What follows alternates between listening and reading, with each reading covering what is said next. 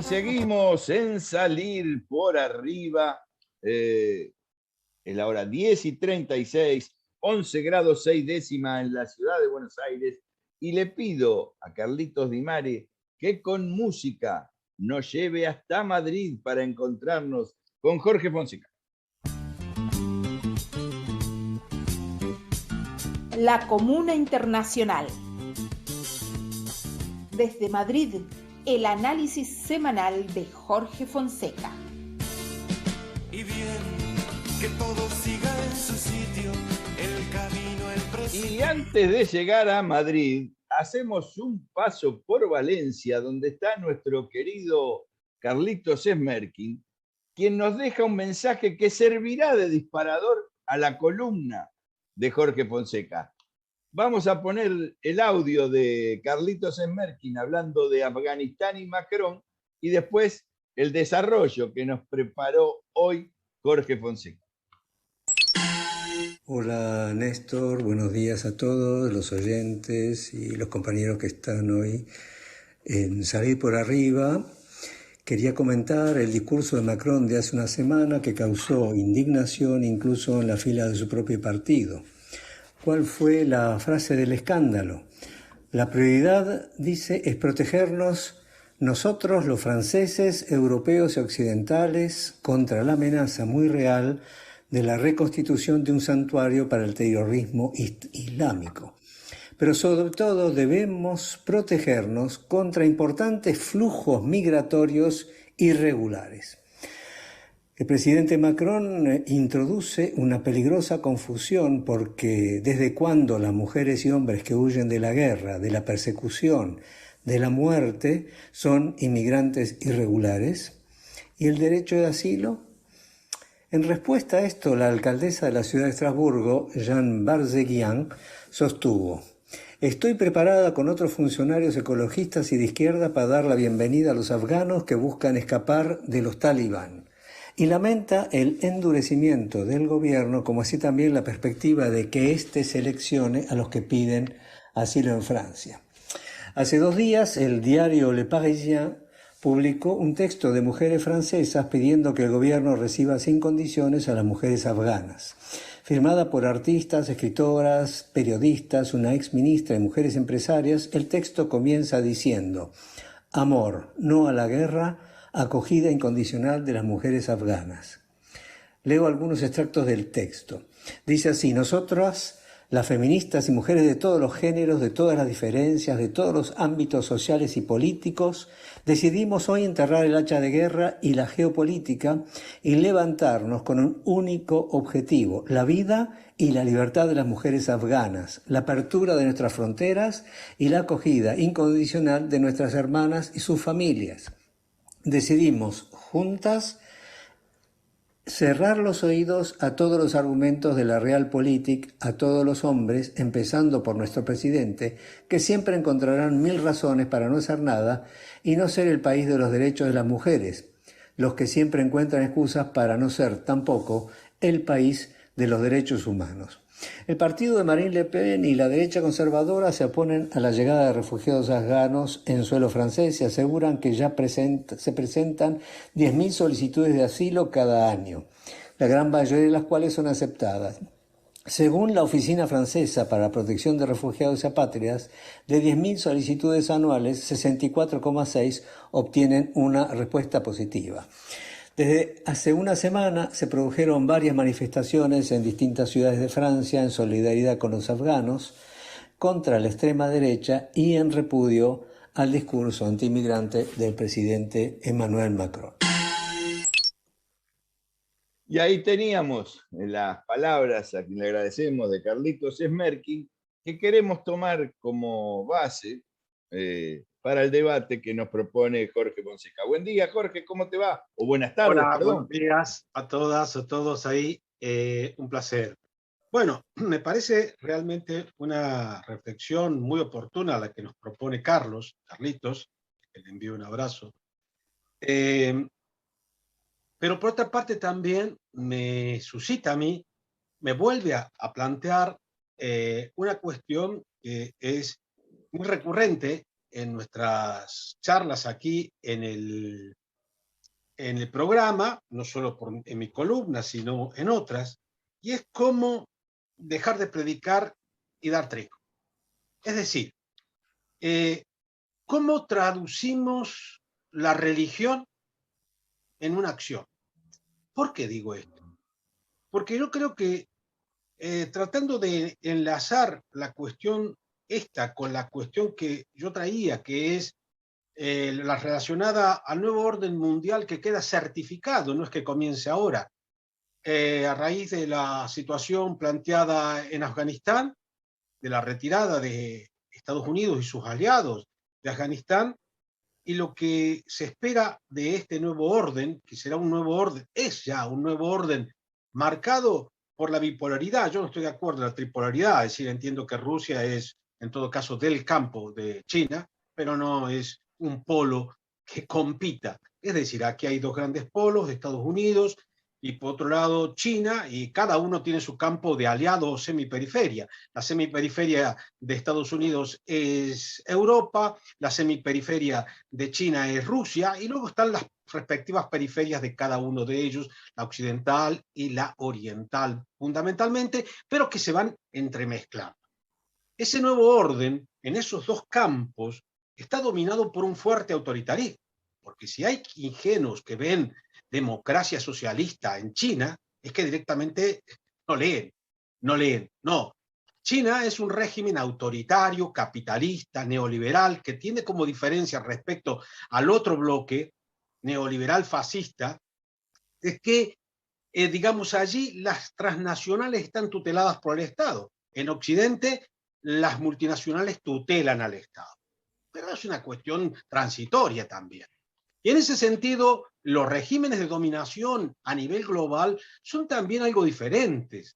Es más blando el régimen de dominación global de China, que lo hace fundamentalmente a través del comercio y las finanzas, digamos, sobre todo el comercio, y luego a nivel interno el régimen de dominación es mucho más fuerte. El grado de control que hay en China es mucho más fuerte que el que tenemos en Occidente, en donde es más soft, más disimulado. Pero ambos dos, con la ayuda de las nuevas tecnologías, están empezando una carrera de dominación ya de cualquier espacio de la vida. Ayer mostraban en un telediario aquí cómo una empresa utiliza la inteligencia artificial para tratar de captar nuestras emociones hasta el más mínimo detalle para vendernos. Pero evidentemente el consumismo es la gran arma de destrucción del capitalismo, generalmente, en general digo, pero también es el mecanismo, esa tecnología de control social de todo tipo. China lo hace, los Estados Unidos, etc. Por lo tanto, yo aquí no elijo entre ninguno de los dos bandos. Y precisamente, ¿qué tiene que ver con lo que estamos hablando? Que precisamente nuestro bando se supone que es el que reivindica los derechos humanos, que reivindica la igualdad de género, etc. Pero lo hacemos de una manera religiosa, como las procesiones de Semana Santa, que no mueven molino, no transformamos. No digo que no haya movimiento, claro que lo hay. El feminismo, la lucha, digamos, por la supervivencia de las especies en el planeta, son revolucionarias. Pero solo hay una parte que tiene una concepción holística de clase, que entiende que esto no se puede separar de las luchas cotidianas de la gente que sufre. Porque cuando Macron dice eso, en Francia, sabe muy bien que está haciendo el discurso de la ultraderecha neoliberal fascista, que evidentemente condena, digamos, el hecho de que se permite inmigración, incluso refugiados.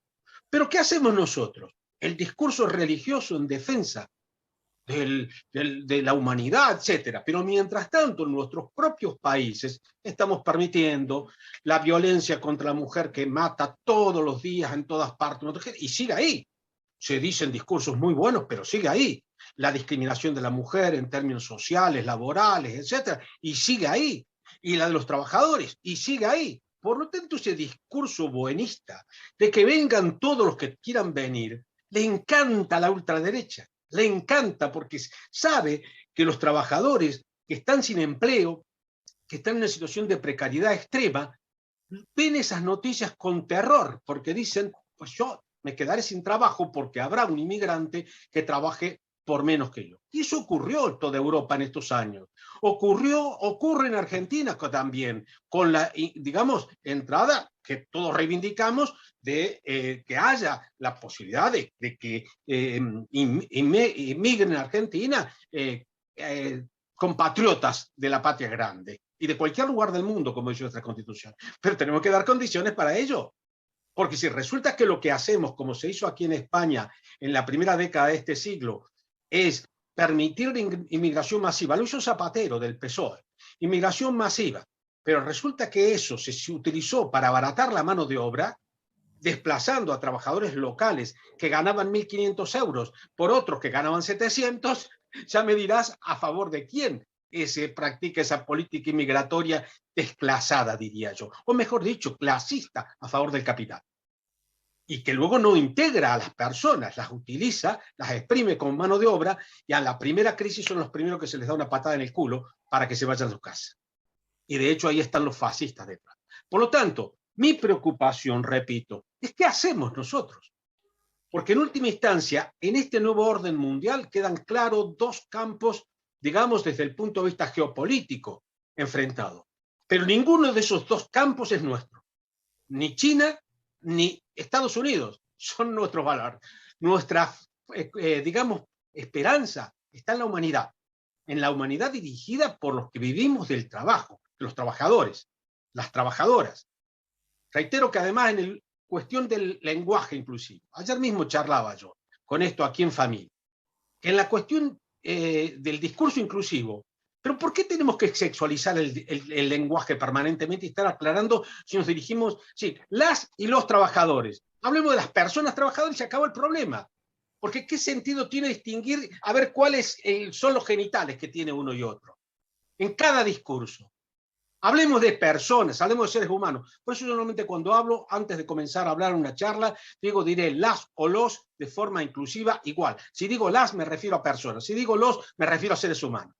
Pero repito que ¿por qué? ¿Pero por qué? Porque al final llega a gastarse, como decía Cortázar en un famoso discurso que hizo aquí en el año 81 en Madrid, las palabras se violan, se gastan, el mal uso de la palabra libertad la gasta, el mal uso de la palabra igualdad también, el mal uso de toda la gente cuando nos ve preocupados en esta obsesión de si decimos miembra o miembro, y dice, pero yo tengo que comer hoy, ¿de qué me hablas hoy?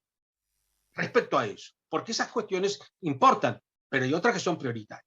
Y en este nuevo orden, que yo le llamo totalitario de mercado, y en el cual los dos actores son, digamos, partícipes de ese totalitarismo de mercado, Estados Unidos y China, y sus respectivos bloques.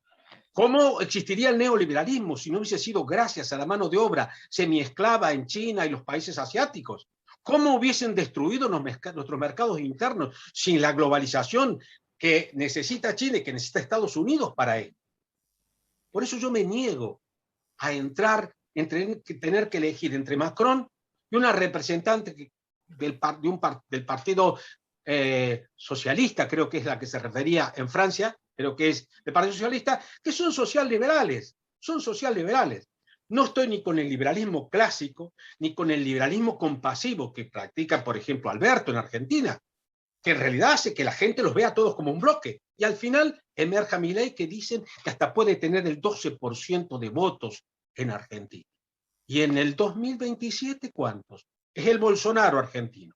Claro, es que se produce un desgaste de la política en un rifirrafe absolutamente inoperante desde el punto de vista del cambio social, que hace que la gente realmente termine mirando a un tarado desequilibrado, plagiador, digamos, machista, como Milei, como Bolsonaro, porque si no, luego nos sorprendemos que ganen. Pero es que la vida, que decía Lennon, es lo que pasa mientras estamos haciendo otra cosa. La política es lo que ocurre mientras los políticos oficiales están discutiendo pelotudeces. Realmente esta es la cuestión que tendremos que plantear nosotros. ¿Qué discutimos? ¿Qué proponemos? Vos, Néstor, has propuesto que precisamente en este contexto de campaña electoral en Argentina, nosotros hagamos una campaña de ideas. Bueno, yo he querido, con cierto apasionamiento, pero es que estas cuestiones enardecen un poco. Enardecen porque el tiempo pasa. El reloj del cambio climático, el de la extinción, sigue su curso. No se hace nada. Pero yo digo, yo no creo que se llegue a la extinción de la humanidad. ¿Sabes por qué? Porque antes va a haber un ajuste brutal de la población, una extinción parcial de una gran parte de la humanidad por el hambre, la miseria, si es que no somos capaces de cambiar. Y eso va a mejorar el clima.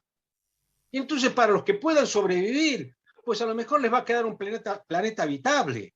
Los ajustes de población por el hambre se hicieron reiteradas veces a lo largo de la historia, al margen de los también ajustes provocados por las glaciaciones, etcétera, que provocaron, digamos, mortalidad de seres vivos en gran escala. En definitiva, yo personalmente, digamos, repito, y aquí hasta podría usar a Perón, ¿no? Hay gente que dice, mejor que decir es hacer, mejor que prometer es realizar, ¿no? Es decir, dejémonos de decir, hagamos algo para que realmente haya una verdadera, digamos, garantías para las mujeres en Afganistán.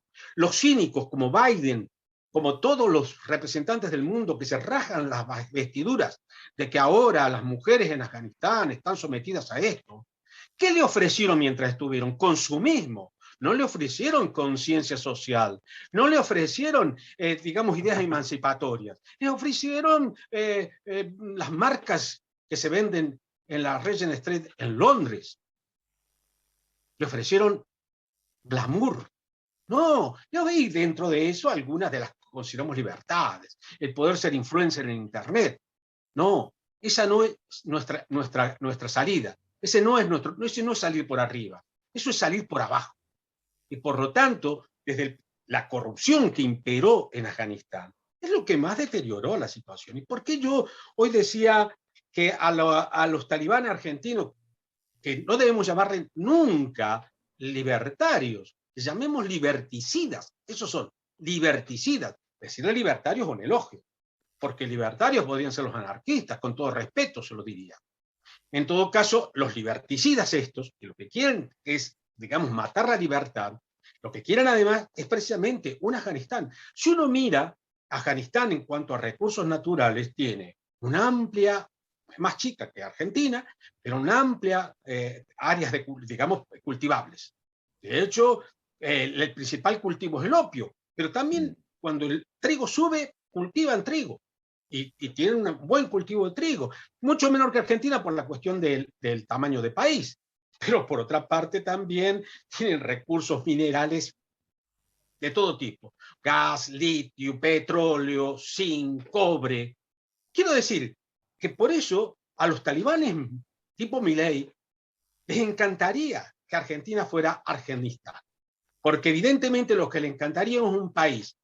Argentina, nuestro opio es la soja, que tiene efectos devastadores, menores que el opio, pero no inocuos. La soja, la extensión del cultivo de soja, es lo que está destruyendo a la humanidad porque supone la quema permanente de bosques, la desertización para producir soja a cualquier precio, con un efecto contaminante con el glifosato. Acabo de leer que una empresa transnacional, no sé si es Monsanto, ha trascendido que tiene una lista negra de todos los que critican al glifosato. Estamos hablando de un totalitarismo de mercado, un régimen de terror soft en algunos lugares. En Guantánamo no es soft, y por otra parte tampoco lo es en Afganistán, y no lo es en Colombia para los activistas medioambientales que son asesinados diariamente. Por eso me van a perdonar los oyentes, las personas oyentes del programa, el apasionamiento, pero de verdad yo renuncio a ser de los nuestros. Renuncio a ser de los nuestros, y los nuestros son los liberales compasivos, que ponen tiritas para mejorar la situación del 0,01% mientras campa la pobreza. Recuperemos un discurso revolucionario, un discurso que sea realmente transformador. Y eso no es lo que hace Alberto y Massa, que son los que en estos momentos fijan el programa del Frente de Todos en Argentina. No es ese el camino. Y de hecho, creo que la evidencia próxima de las urnas demostrará que el desencanto cunde entre la gente. Y así, y mientras tanto bajan ellos, no va a ganar necesariamente mayoritariamente la oposición macrista, que son neoliberales, que son neoliberal fascistas en el fondo, pero de mano, digamos, de manos blancas, de manos con guante, de manos, digamos, cuidadas, con un discurso pseudodemocrático. Van a ganar, van a avanzar los que abiertamente, el estilo Bolsonaro, reivindican la violación de los derechos humanos, la apropiación de los recursos naturales, la apropiación de las personas, en última instancia, que eso significa este totalitarismo de mercado que tenemos. Así que yo reivindico, por supuesto, reivindico la inmigración, reivindico la acogida de las personas, pero no de esta manera cínica. Si las vamos a acoger, garanticémosle condiciones de vida, pero antes tendremos que garantizársela a la gente que vive aquí. Si no se la tiene que garantizar, que la gente que vive aquí, en cada lugar, digo, da igual en el lugar de sitio, ¿qué le vamos a garantizar a los inmigrantes? Aquí viene inmigrante que se los recibe en verdaderos campos de concentración, que son los ICE, que se llaman aquí, donde se ponen y luego se fugan de ahí porque están como encarcelados, y luego ¿qué hacen? Deambular por las calles. Esto es acogida. Esto es integración. Y por lo tanto, repito, que ni el discurso de Macron ni de la ministra francesa me conmueve. Ninguno, es decir, me irritan en todo caso los dos. No, y se nota porque te ha llevado todo el tiempo, no hemos podido poner ni un tema musical y no es que quiera bajarte los decibeles. Se nos termina el tiempo, pero quería unir lo que decía Alejo Lipsis hace un rato, que creo que la preocupación hay que plantearla desde la gente que vive en el territorio, para ahí buscar las soluciones, no solo ambientales, sino socioambientales, para que, digo, en eso coincide el planteo de Alejo con el que vos acabas de hacer, Jorgito, pero nos tenemos que ir hasta la semana que viene. Un abrazo grande, hasta la próxima semana. Y perdón por el apasionamiento. No, creo que el apasionamiento está bien. Y despido también a Alejo, que se quedó para escucharte, y algún día vamos a hacer un entramado para que los dos discutan, y obviamente yo también me voy a meter, porque a mí me interesa ver cómo todo esto se hace transmisible para que llegue a la gente. Alejo, saludalo a Jorge y nos vamos hasta la semana que viene. Un abrazo, Jorge. Un abrazo, Alejo. Nos vemos. Chao, Alejo Lipsis desde la Patagonia y Jorge Fonseca desde Madrid. Hasta la semana que viene.